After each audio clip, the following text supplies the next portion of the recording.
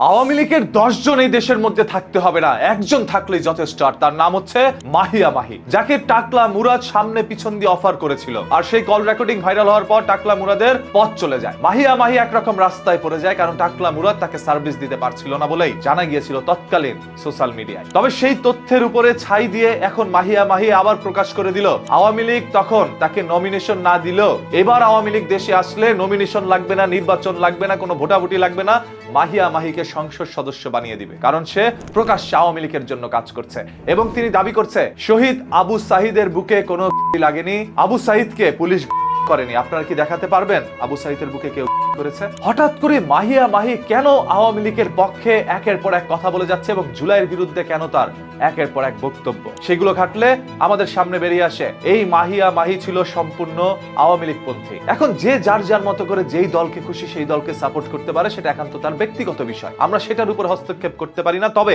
আমরা এটা বলতে পারি, তৎকালীন আওয়ামী লীগ সরকার থাকা অবস্থায় মাহিয়া মাহি আওয়ামী লীগের কাছে নমিনেশন চেয়েছিল নির্বাচনে আসার জন্য, তবে আওয়ামী লীগ তাকে নমিনেশন দেয়নি। পরবর্তীতে স্বতন্ত্র প্রার্থী হিসাবে তিনি ট্রাক মার্কায় নির্বাচন করে বিপুল পরিমাণ ভোট না পেয়ে হেরে যান। সেই লজ্জাজনক হার যেন মাহিয়া মাহিকে আরো একবার দুশ্চিন্তায় ফেলে দিয়েছিল। সেই দুশ্চিন্তা কাটিয়ে ওঠার আগেই আওয়ামী লীগের পতন ঘটে। পরবর্তীতে মাহিয়া মাহি পরিকল্পনা করে, যেহেতু আওয়ামী লীগের এখন দুঃসময়, সেহেতু আমি তাদের পাশে দাঁড়াবো, তাদের হয়ে 2-4টা কথা বলে প্রয়োজনে কিছুদিন জেলও খাটবো। এর পরবর্তীতে কোনোদিন যদি আওয়ামী লীগ আসে তাহলে আমি নমিনেশন পাবো এবং সংসদ সদস্য হতে পারবো।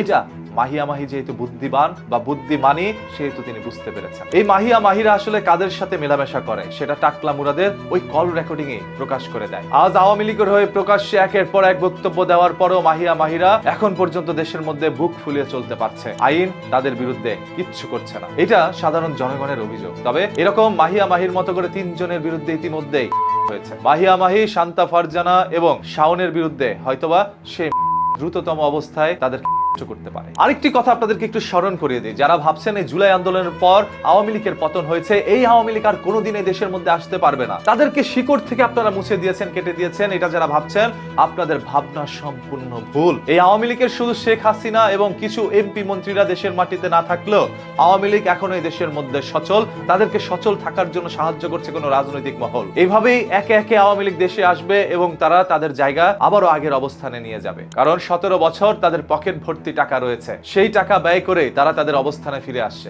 এই আওয়ামী লীগের পতন আগে আরো 2 বার হয়েছে, পরবর্তীতে তারা দুর্দান্ত ভাবে আবারও ফিরে এসেছে। একইভাবে 2024-এর পতন খুব দ্রুতই আওয়ামী লীগ পুনরায় আবারও ফিরে আসতে পারে। আর আওয়ামী লীগ যদি একবার এবার দেশে আসতে পারে, ক্ষমতার চেয়ারে বসতে পারে, রাষ্ট্রীয় ক্ষমতা পায়, তাহলে মনে রাখেন এই জুলাই আন্দোলনে যাদের জীবন গিয়েছে তারা বেঁচে গিয়েছে, তবে যারা এখন পর্যন্ত বেঁচে আছেন তাদেরও জীবন যাবে, সেই সাথে তাদের পরিবার থেকে শুরু করে পুরো একটি রাজনৈতিক মহল মুছে যাবে এই বাংলাদেশের মাটি থেকে। আওয়ামী লীগের কিছু কর্মীরা দাবি করেছিল প্রকাশ্যে কিছুদিন কোরবানি ঈদ চালাবে তারা। হ্যাঁ, এমন বাস্তব চিত্র হয়তো আপনাদের চোখের সামনে ফুটে আসতে পারে যদি আওয়ামী লীগ কোনোদিন এই দেশে আসতে পারে। তাই আপনারা কি চান আওয়ামী লীগ এদেশে এসে রাষ্ট্রীয় ক্ষমতায় বসুক, নাকি চান আওয়ামী লীগ যেন আর কোনোদিন আসতে না পারে? স্বরাষ্ট্রমন্ত্রী জনাব সালাউদ্দিন আহমেদের মতো করে কি বলবেন রাজনৈতিকভাবে আওয়ামী লীগের পতন ঘটিয়ে দিয়েছেন এবং ভারতে তাদেরকে দাফন করে দিয়েছেন? কে কি বলতে চান কমেন্ট বক্সে জানান। আর হ্যাঁ, এই ধরনের সত্য তথ্য জানার জন্য চোখ রাখুন নিউজকিতে। এখনই ফেসবুকে পেজটাকে ফলো করে রাখেন।